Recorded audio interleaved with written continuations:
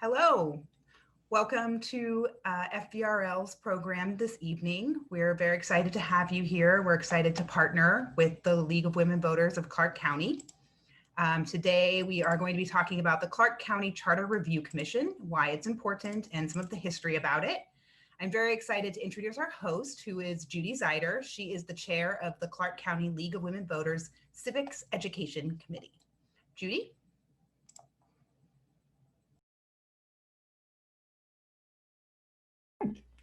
Ready for me to go? Okay. Welcome, everyone.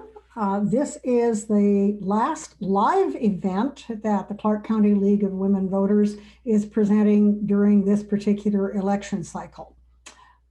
Tonight, we're focusing on the Clark County charter review process. The county charter is essentially the constitution of the county. It establishes our form of government, which is currently a council manager form. So we have an elected 5-member council, and they set policy through measures like ordinances and approving the budget. And in addition, they hire a professional county manager to run day-to-day operations. In addition, the charter has the right, or provides for the right to initiative and referendum, which we did not have before we adopted a charter. And it also provides for regular review of the charter. The charter may only be amended by vote of the people. So that brings us to how did we get here? The charter was drafted by an elected board of freeholders. They were elected in 2012 or 2013. In November of 2014, the charter was approved by voters by a margin of 53.35%. Tonight, we have 2 wonderful speakers who will address issues such as, what does the county charter have to do with people who live in incorporated cities and towns? Isn't it just for people who live in unincorporated areas? What authority does the 15-member Charter Review Commission have?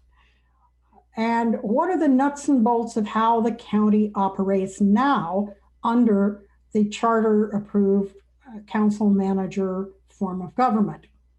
So for our election on November 3rd, each of us in Clark County gets to vote for a total of 6 charter review positions.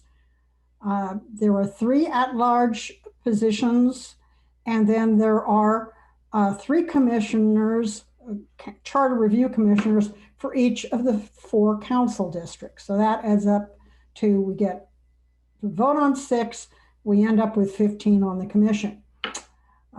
As Mary said, please type your questions into chat. We'll track them and then have a chance for our speakers to respond to them toward the end of the program. I'm also told that some additional materials will be coming out after this through Fort Vancouver Regional Library. And from time to time, a League member will enter a link like to the League website where you can get additional information. With that, I want to introduce our wonderful speakers. We're going to start off with Nan Henriksen. Nan served as the chair of the Board of Freeholders, which actually drafted this charter. While raising 3 children and running a drugstore and hallmark shop, she was also serving as the mayor of Camas for about a decade. She went on to serve on the Western Washington Growth Management Hearings Board, and she continues to take a very active role in community affairs. Our second speaker is Lindsay Shafar. She has served as the senior policy analysis for Clark County for almost 3 years. During that time, she's become familiar with how the county operates under the 2014 charter. Previously, she was counsel to the Washington State House of Representatives, where she advised House members on current law and on political and policy analysis. She has a bachelor's degree from University of Washington, a law degree from Lewis and Clark, and she started her career in private legal practice. And with that, I'm going to turn the program over to Nan Henriksen.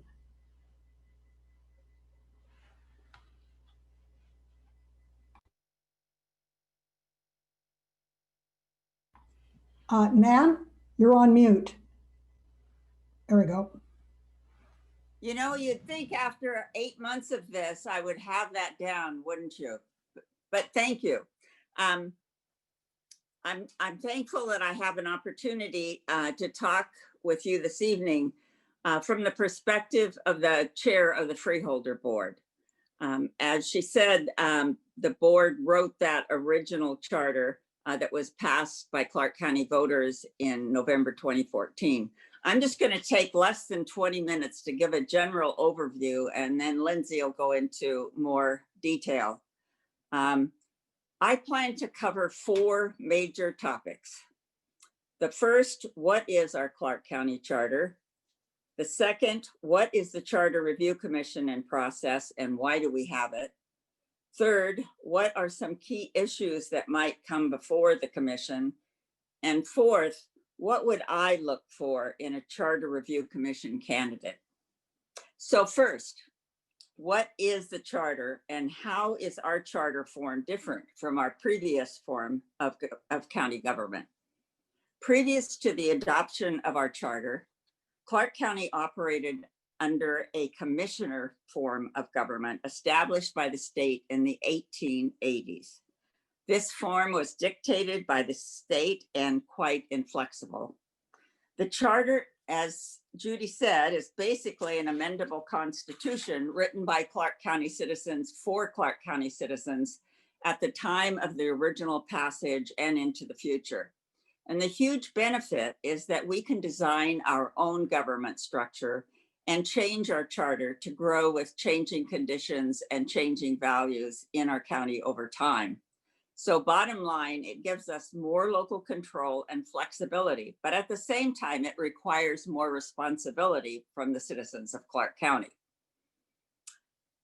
The 3 core elements of our voter approved charter that made it different from the previous form were first, it separated legislative and administrative branches of our county government.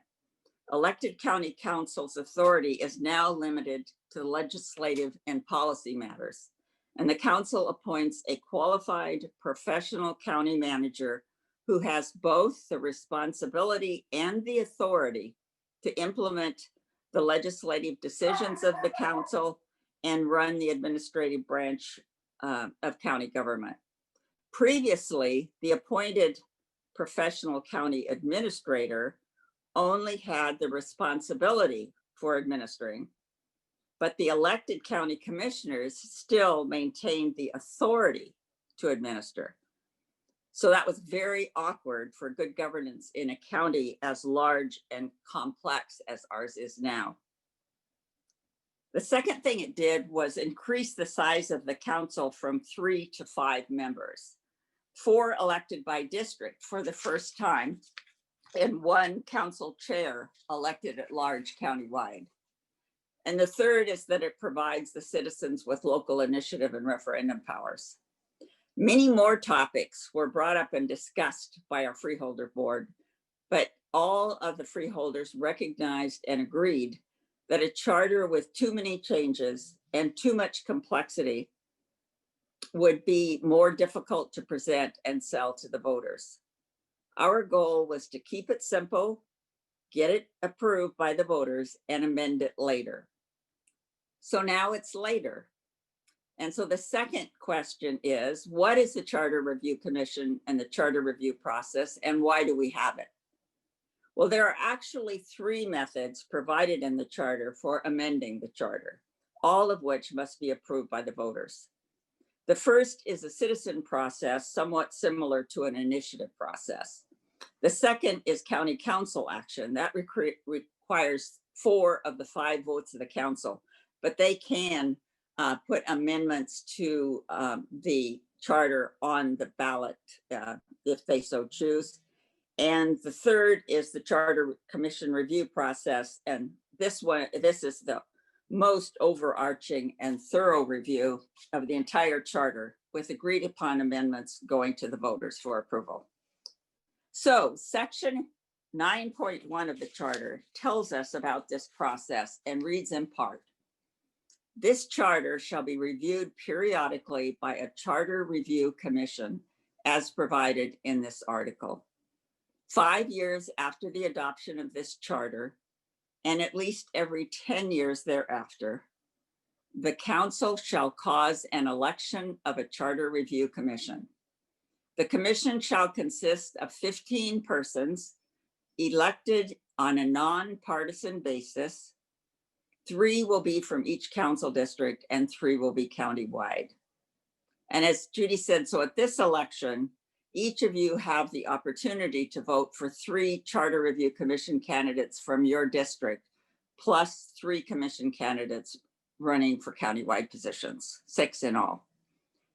The charter goes on to say, the election shall be held at the November general election. The member receiving the greatest number of votes shall convene the commission. The term of office for persons elected to the commission shall be 1 year or until the work of the commission concludes. So they can't take, whichever occurs sooner. So they cannot take longer than a year. The commission may meet at appropriate times and places as long as the meetings are held within the jurisdictional boundaries of Clark County. Public notice of each meeting must be provided in a newspaper of general circulation throughout the county and by posting on the county's website at least 14 days in advance of the meeting. As an aside, our freeholder board had a very open public process with citizen participation, both written and oral. And I'm sure that this commission's process will not just allow for, but will enthusiastically encourage citizen participation. And then section C of Article 9.1 reads, members of the commission shall serve without salary, but shall be reimbursed for reasonable out-of-pocket expenses.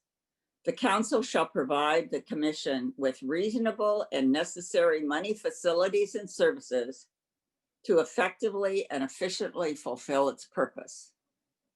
And then section 9.2 states the commission is bound by responsibility and duty to review the charter to determine its adequacy and suitability to the needs of the county and propose necessary and appropriate amendments.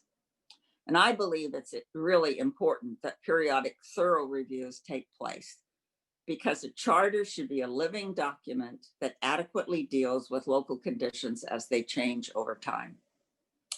So let's go to question 3. What are some key issues that might come before the commission? I'm just guessing on this since a lot will depend on who is elected to the commission, their own beliefs, concerns, and priorities, but I've kind of come up with 3 general groupings. The first is wording changes to provide more clarity for implementation. We tried to be clear and non-legalistic in our language choices, but there have been questions about the charter's intent that will probably be dealt with. And as number 2, as I said previously, our freeholder board discussed several proposed changes that we did not include because of our goals to keep it simple and get the voters' approval. Some of those included whether the county council position should be nonpartisan, whether some of the other elected county positions should be nonpartisan, whether certain of those other county elected officials should be appointed instead of elected, whether Clark County should have an independent ethics commission, and if so, how members would be selected and how the commission would operate. Those were some of the biggest ones. And then the third grouping would be, did we go far enough? Should the appointed county manager be replaced by an elected county executive?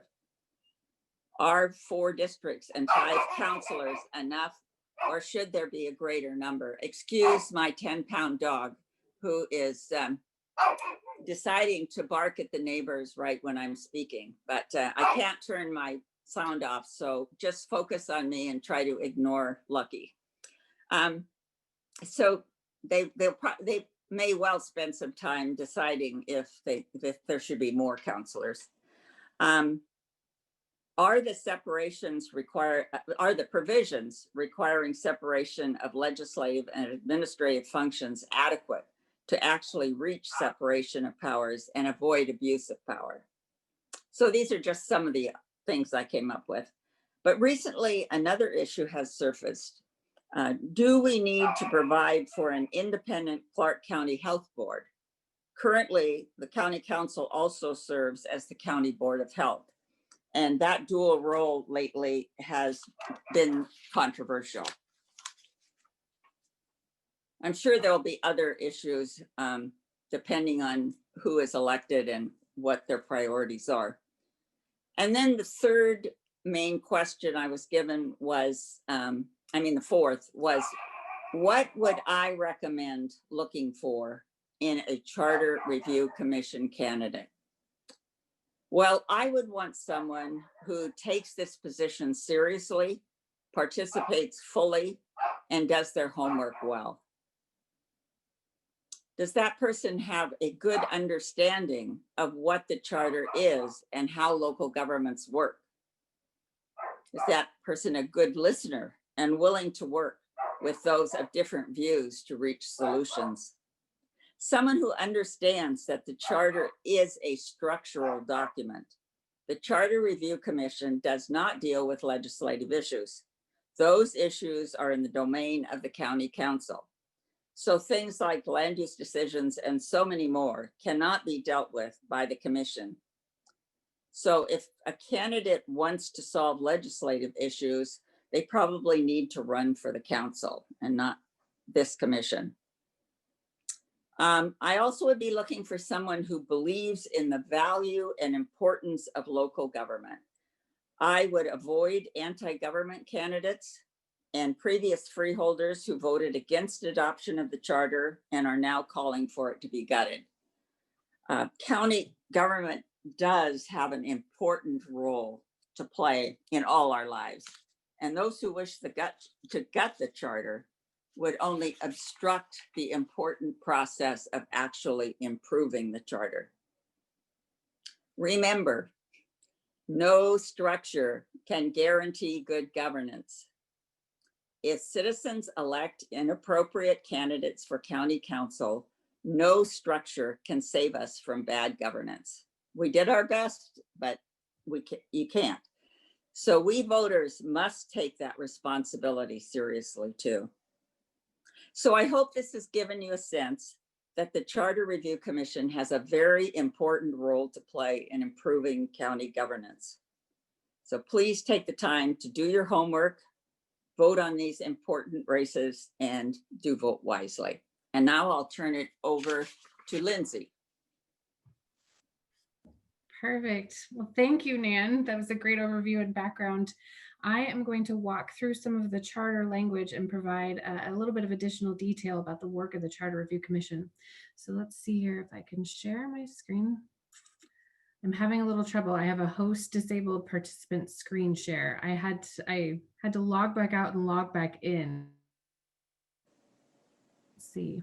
Maybe I can help out. Can Mary help you? There we go. All right.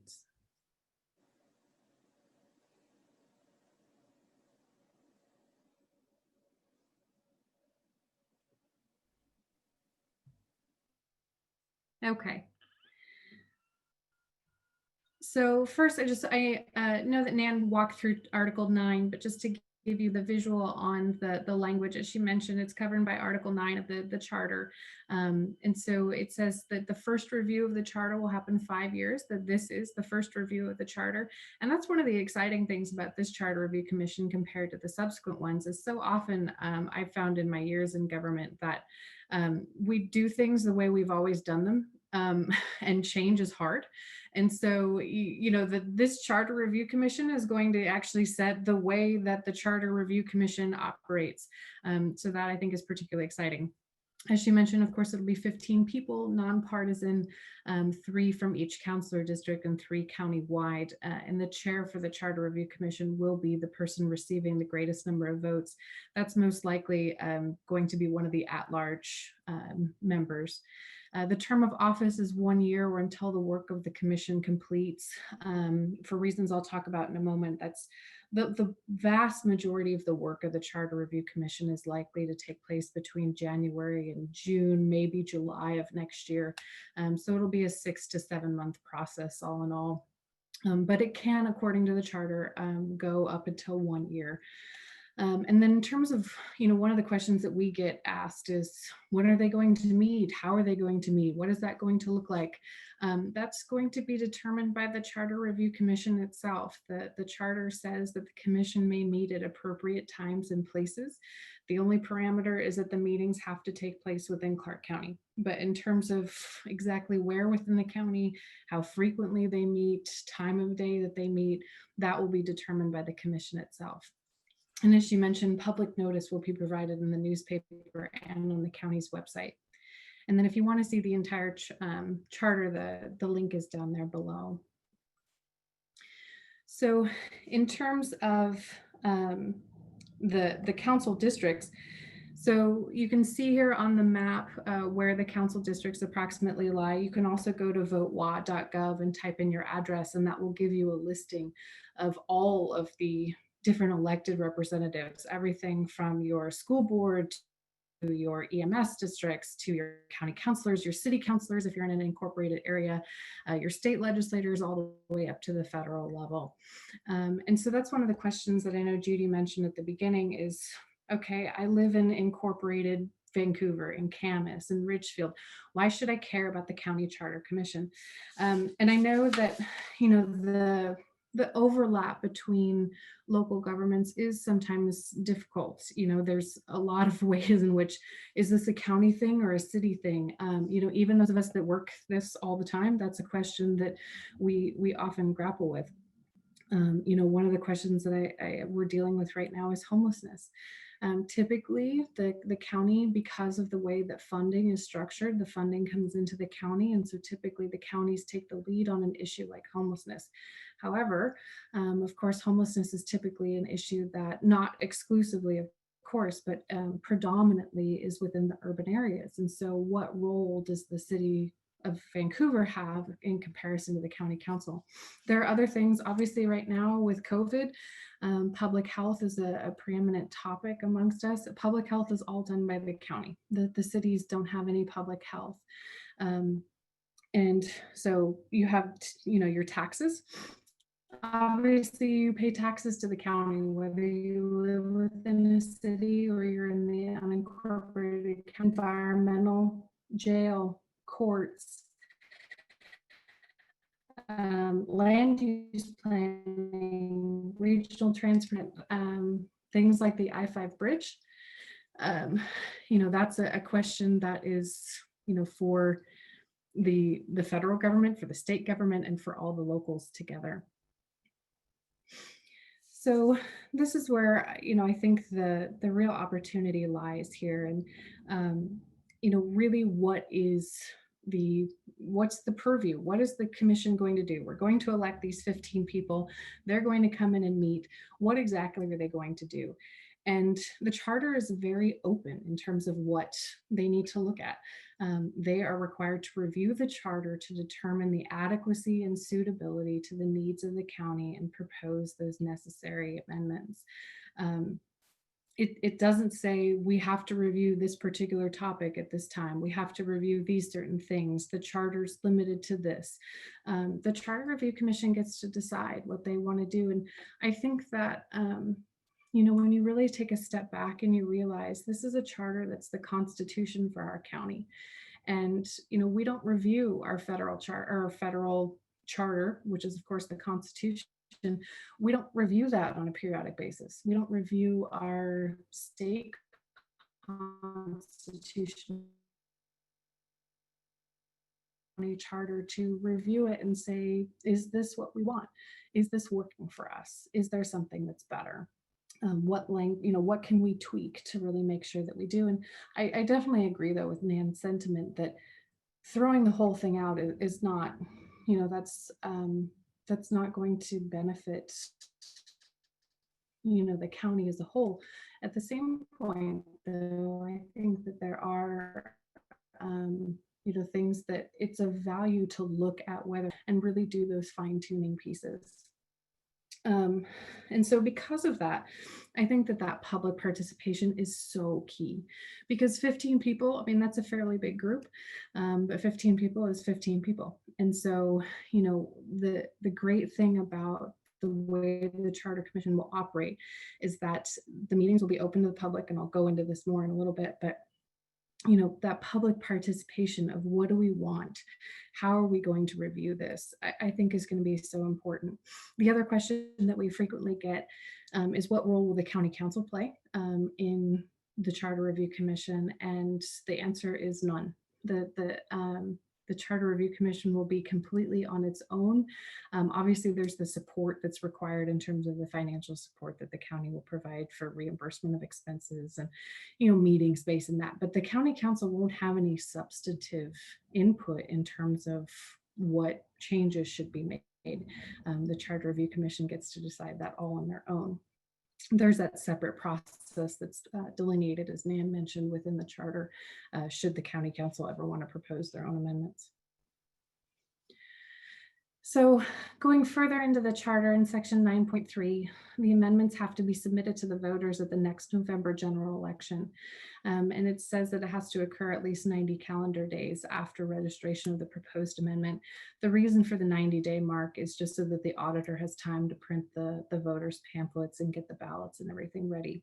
So because of that, when you look at just the reality in terms of politics, you don't want something sitting on the shelf for a long time, and just people serving on this board really on a voluntary basis. And so having the work go for an entire year is possible, but it's less likely. What's most likely to happen is trying to get these things onto the November 2021 ballot. So you back that date up 90 days. You're looking at the beginning of August, end of July, in order to submit those to the auditor. And really in terms of finalizing language, fine tuning anything, given the fact that summer schedules are what they are. Obviously this last summer, we kind of had a strange summer, but most of the time people take vacations in the summer. And so typically we're trying to get the work done by the end of June, or, even into the middle of July. So when you look at when the Charter Review Commission will have their election certified, it's possible that they could convene an initial meeting in early December, but probably given the holidays, not likely to do a whole lot of work in December. And so then they'll be doing that work beginning in January and completing, like I said, June or July, to have everything onto the November ballot. The other really cool thing, and I know I say that as a policy nerd, but the really great thing about the charter is, you don't have to, unlike when we had the charter itself, where it was one vote, it was the entire charter yes or the entire charter no. Every topic under the way that the charter is written, every single topic has to be its own vote. And so a different subject area will be a different amendment. And so as a voter next year, you'll be able to vote yes for something and no for something else. And the people will vote, as you can see the language there, vote for or against them separately. Similarly, multiple proposed amendments are allowed on the same topic. So the Charter Review Commission could disagree and allow the voters to decide if they, for example, wanted to have some sort of position and say it's going to be every 4 years or every 2 years or maybe every 6 years. They could put two different amendments on the ballot, and then if both of them passed, whichever one received more votes would become the one enacted. If one passes and the other fails, of course the one that passes will be enacted, and if both fail, then neither will be enacted. Any amendments that are approved by a majority of the voters become effective 10 days after the certification of the election results. And then the county council has about 6 months to implement any necessary ordinances. But I will say that the charter governs, similar to the Constitution. So really it's effective 10 days, and then we just have 6 months to go in and clean up any language within the county code. So in terms of what it looks like from here, the Charter Review Commission will, like I said, determine when it's going to meet, where it's going to meet, but those meetings will be open to the public. And as Nan mentioned, I think that the commission really will value public input. How that public input is going to be given will be up to the commission, whether they allow public testimony at their meetings, whether they allow written comment, probably a combination of both. The good news is that with probably having virtual meetings at least January, February, and into the early spring, potentially throughout the entire process of the Charter Review Commission, depending upon how things go with COVID, there will be an increased opportunity, I think, for public participation, because the meetings will, at least to start, will be virtual.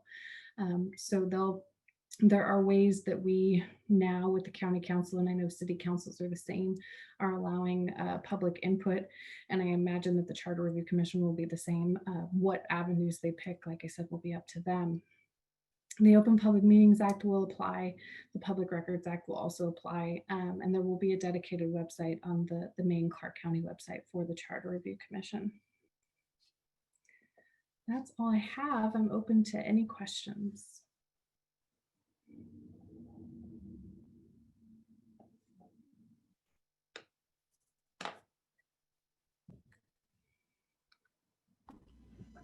All right.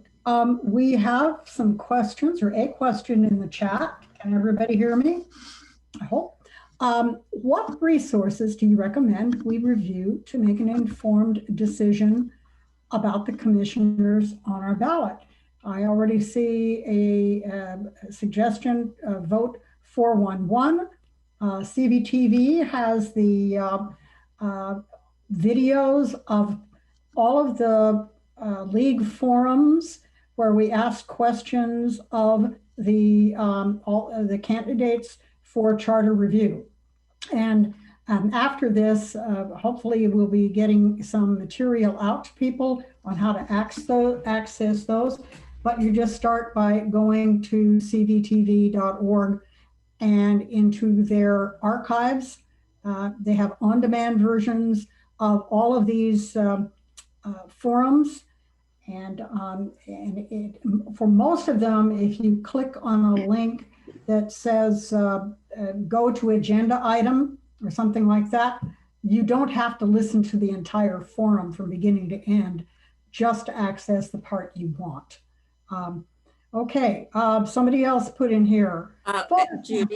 Judy, yes. Before you go on, I think it's important that also that people carefully read the voters pamphlet on these people.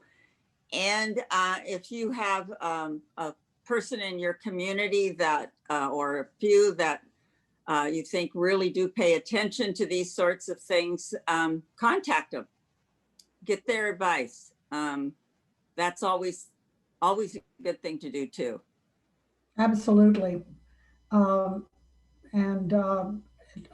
Also, and I don't know to what extent the candidates for the charter review are getting campaign contributions. They're pretty thin, thin financed. But by going into your online voters pamphlet at the Secretary of State's website, or votewa.org, there are handy links to the Public Disclosure Commission website, where you can find out who's giving what to all the candidates in this race. So, all right. Here's one question from the group. What do you, Lindsay and Nan, anticipate will be the biggest challenges facing the commission as it seeks to complete its work? Well, I would say that the makeup of the group itself, who those 15 people are, and if they have a strong chair and good staffing, that will help immensely. The challenges often come from not being organized or not having people get their homework done and all those sorts of things, but that can be controlled. And so can disagreements. We made it very clear that people were going to be civil and listen to each other. And the board was good about that, but you can lose control in a hurry. And that's a major challenge if you can't work together to come up with solutions that work for all. That would be a couple I would think of coming from a chair's point of view. Okay, Nan, we actually have a related question in the chat. Do the elected commissioners need to meet any obligations to attend all or most of the meetings? Well, That now might also be, yeah, what they have to meet, yeah, obligations to attend all or most of the meetings. When we met at least, and I think it's a really good idea, we agreed on rules of conduct and expectations of members. And as I remember, that was included, but that will be determined by the commission itself. There's nothing in the charter that would require them to do that, but they can set up their own rules of operation. Okay, thank you. And I think that given the relative short period of time and the deadline that they're under, I mean, typically we see with commissions and boards that if you've got this long term, it goes on indefinitely, that's where you start to see some of the fatigue. But I think given the relatively short period of time and the fact that people have had to run for office for this, you know, they didn't just raise their hand, they really put their name on the ballot, that we'll probably see a greater participation. Okay. Any more questions? Okay. Well, we've had some great resources so far. I'm sure there may be other questions that we might get. I know I had a few. If I can pull them up. Yeah. Do you know for sure whether the commission meetings will be televised, say on CVTV, or is that to be determined? That's a good question. And some of those details in terms of the actual staffing, CVTV, and those are still to be determined. And so one of the questions that we get is who will be staffing it? I think that everyone would agree that the best thing is going to be to have a facilitator. The question will be whether or not we can find a facilitator with the expertise to really hit the ground running because of the short time frame. And then, you know, I know the council has talked about having me do the commission staffing as well, but doesn't want to give any impression that they're in any way trying to influence the Charter Review Commission. And of course, my day-to-day job is supporting them. So, but in terms of the CVTV, that will be determined too. And I think the commission will have. Oh, we lost her. Oh, okay. I'm here. Yeah, it's just your sound is we've lost that, and then you come back. Yeah.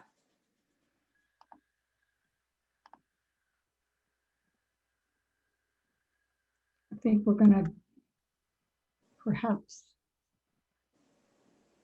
just give Lindsay a little time here. We have all had these exciting experiences with online meetings, and tonight is no exception. Maybe we could go on to another question. We have a question here. It might go to Nan. Today's lack of ethics and accountability in government is a huge frustration for citizens, regardless of party or affiliation. What might the commission do about this? Well, as I said, we did talk about setting up an independent ethics commission, separate from, you may have noticed in the recent months that having the council set up its own ethics procedure has some difficulties. And so I really do believe that the commission will look at the feasibility of setting up an independent ethics commission, but they would need to really work through how that would work. How would they, the members be selected? How would they proceed? So I don't have the answers, but I'm pretty darn sure that the review commission will be dealing with that question. Okay. Another question that might harken back to how things operated with the Board of Freeholders. What about subcommittee meetings? Did the freeholders hold subcommittee meetings, or did they always meet as the committee of the whole? Mainly as a whole. Our executive committee, Val Ogden, oh my goodness. Well, anyway, the three of us did meet before the meetings, but most of the homework was done by the whole. Mm-hmm. Okay. And again, that's going to be up to this Charter Review Commission to decide how they want to operate. All right. Joe Zarelli, Bridget McLennan helped my memory. It was Joe Zarelli, Val Ogden, and me that were the executive meeting. Yeah. All right. Sorry about that. But you're right. We did not specify, and as Lindsay said, we made our language very broad. So this group will be able to set its own parameters, but they do have to abide by all the regular legislation that other county bodies would. Right, they are elected public officials, and whatever rules apply generally apply to them. Yeah. Lindsay, are you back online here? Have anything you'd like to add? I hope so. Okay. No, I don't have anything to add. I think Nan's answer captured everything. Okay, and I see people are putting very helpful links, such as to the voters pamphlet in the chat box.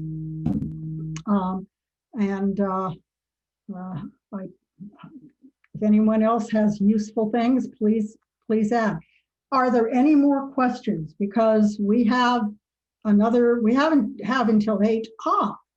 Until 8 before the library staff has to shut us down and go home. So we do have a question. This may have already been answered, but will the Charter Review look at land use planning? As I said, that is legislative. You need to talk to the county council about those sorts of things. This is structural, procedural, but not anything about those types of legislative issues. Mm-hmm. Okay. And Lindsay is an attorney, so she may be able to answer that better. Right. The land use isn't considered a charter item. Mm-hmm. Yeah. Generally governed by state law, with elements from the counties and cities, but yeah. And Judy, that brings up a point that yes, they have lots of flexibility, but what they include in the charter must comply with state law too. So we have to keep that in mind because there are definitely limitations. And yes, just as say the commission will be governed by Open Public Meetings and Public Records Act, then it's also governed by the state constitution, state statutes. There are lots of limitations that a charter can't go beyond. Right. Let me see if I was sent some questions here before the session, and let's see. Judy? Yes. There is one more in there. It says, will there be a process for surface? Did we ask this one for surfacing unintended consequences? Will there a process for Surfacing unintended consequences, positive or negative, of the charter in its first 5 years, some kind of independent impact assessment? Not clear on the, well, besides public testimony, Nan and Lindsay, how would a commission address like what has happened? And one of the things, one of the things that I did early on in the process as chair is I did personal interviews with all the county commissioners and with many other separately elected officials and others to get feedback. And I would think might well the new commission seek out, we used questionnaires for them, and we also had personal interviews. And I would think that we would be trying to get feedback from those in county government about what's been working and what they're concerned about. But I have no guarantees because that will be set up by the commission itself. What do you think, Lindsay? No, I agree. And that's the challenging part, right? Because the people that are in government are the ones that have, I think, arguably anyway, the most intimate knowledge of how things are working. At the same point, you don't really want them to, we have more of a vested stake in things. And so you don't really want them to have a significant influence. But I think hearing from them through questionnaires would be a good idea. Okay. I see another question in the chat, and this one goes to diversity, that there was little diversity on the original group of freeholders. And I'm not sure, in the original group of freeholders and the current candidates, was there outreach to engage a broader community, Black, etc., community members, to encourage their participation? Now, this was where the commission candidates have to file for office. Right. And I know that there are some candidates from the Black community. There is at least one on the ballot. But as far as I know, there was no official body that made a outreach to communities. What body would that be? Well, I do not know, but in any event, there is some diversity on the slate of candidates for some of the races for Charter Review Commission. How that will turn out, or how that will be reflected in the final composition, is really up to the voters November 3rd. Right. And I will say that, that was a topic of conversation from the county council. And, the question was what kind of outreach, what kind of, what can the county council do at the time that we called for the election pursuant to the charter? But there again, what sort of role does the county council play? And they didn't want to be seen as having any sort of role and any sort of influence. And so it really was just a simple, request to the auditor to put it on the ballot in the election and then leave it up to the citizens in terms of who was going to file. Well, and certainly with the public testimony being solicited by the Charter Review Commission, there is an opportunity for outreach there. It does impact the whole county. Okay, now there is another question here. This is for Lindsay. If something is in an ordinance and in the charter, can council amend the ordinance without changing the charter? So this is, the charter will govern The charter is similar to the Constitution. And so, in fact, it was a while after the original charter was passed that we went through and cleaned up county code to match the charter.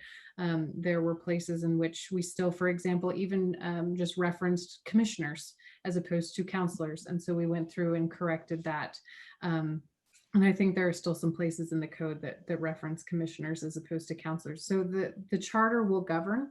In fact, even when we make, if there are amendments that are passed by the voters, they will go into effect that 10 days after, even if there are conflicting provisions in an ordinance. So if the charter governs something and there's a conflicting ordinance, the ordinance is basically null and void to the extent that the charter applies. Okay, it has no effect once the charter provision goes into effect. Correct. Correct. Okay, the questions are rolling in here. Let me make sure I understand the question. Oh, are the 3 at-large positions and the 3 positions for district decided by proportional representation? I think this is sort of like a ranked choice voting system possibly, or majority vote for each individual seat. Yeah, it's majority vote. Mm-hmm. We had, I don't think they've changed the state law in the last 6 years. It doesn't specify, we made it a point, I think, not to specify in the charter how those would set up, but I don't think at this point, the county has an ability to use that ranking thing, do they, Lindsay? So they had to set up those specific positions within each district. Now, of course, the district, there's that what will be looked at, might be looked at again too, because at the time the charter was passed, those were relatively equal districts, and some districts may grow faster than others, but it's proportional. Might be a little off and need to be adjusted, but those 4 districts are pretty much proportional. Yeah, they're divided evenly by population. Mm-hmm. That might be the issue of having proportional voting in terms of choosing first, second, and third ranked candidates on your ballot. That looks like it would be a matter for the state legislature, right, to tackle, or right. citizen initiative. Could be. Let's see. I'm sure other people have questions. If not, I'll pull from my list. So brace yourselves. Okay, here we go.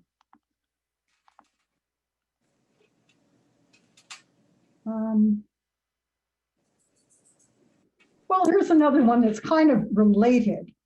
Our decisions are on recommended changes to the charter made by consensus, majority rule, and how will minority opinions be part of the Charter Review Commission record? Again, we don't know what this group of people will decide, but now maybe you could address how things worked under the Board of Freeholders. Under the Board of Freeholders, we did generally work through consensus, but then on the individual items that were going to appear on the ballot, we definitely had specific votes. And within the record that used to be posted in the county, I don't know if it still is, we had a minority report on the issues decided to go to the voters. Okay. But I don't know, I don't think there's anything that actually requires that. Is there, Lindsay? Can't they pretty much set up their own rules? No, yeah, they do. They set up their own rules. And the one advantage that the Charter Review Commission will have compared to the Board of Freeholders is that there will be the opportunity for those conflicting amendments or multiple amendments to go on the ballot. So if you have a significant disagreement amongst the Charter Review Commission, you could, in theory, have multiple amendments go. You could, but you wouldn't have to. Right, Like, you wouldn't have to. Yeah. Right. Yeah. Right. Up to the commission. Important jobs. Be sure that you study these people and vote for good ones. Right. And also be ready to vote next November on what they come up with. Yeah. And follow the process. Oh, and very important, follow the process early and often, because it's so frustrating when you're working so hard on something like a charter and people come in the 5th month and say how terrible things are when we needed that input 3 months earlier to really be effective. So yes, early and often. Right. And you can start by just pulling up the copy of the charter from the county website. And we also, maybe someone can type into the chat for me or I can plug it in. There was this little report that Nan did along with another member that's posted on the Municipal Research and Services Center website. We'll get that to you. They advise city and county governments on a broad range of legal, financial, and other topics. So there's that.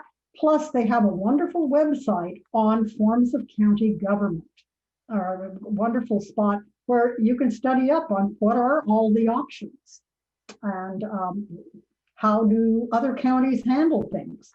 There's a lot of information there that is available not only to charter review, but also citizens who want to get involved in the process. Wow.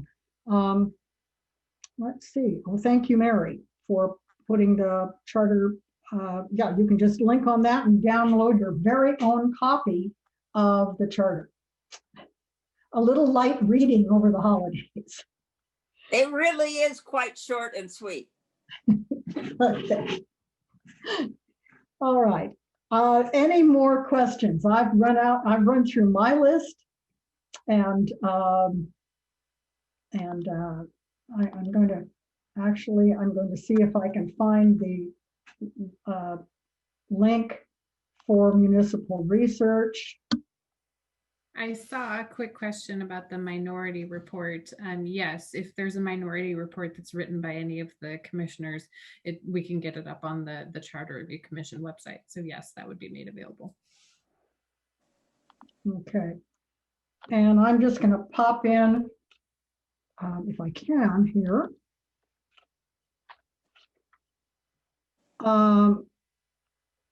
There. Hopefully you will see if, and we'll be trying to get these out to people after the meeting, but there is, and I see one of our other, both the link to the history of the development of the charter and county forms of government, both on the Municipal Research Services website. And I see another stalwart league member has put in the link to the League of Women Voters Clark County Facebook page, and I'm sure somewhere here our website is also there. So I'm about to declare gone for questions. I think that's really a good idea, because I want to go see how the World Series is going. Okay, well, all right. With that, since we're about to lose one of our speakers, I have one more thing. The league is nonpartisan. You've heard some views from our audience a bit and from our speakers. We don't tell you how to vote. We just encourage you to find out about candidates and issues and decide for yourself, because voting really is your superpower. So thank you so much, everyone. Remember to stay safe and well and vote. Thank you very much. Everyone. And may your World Series teams win, whoever they are. Have a wonderful Thank you, everyone. We'll follow up with some more material soon. Thank you.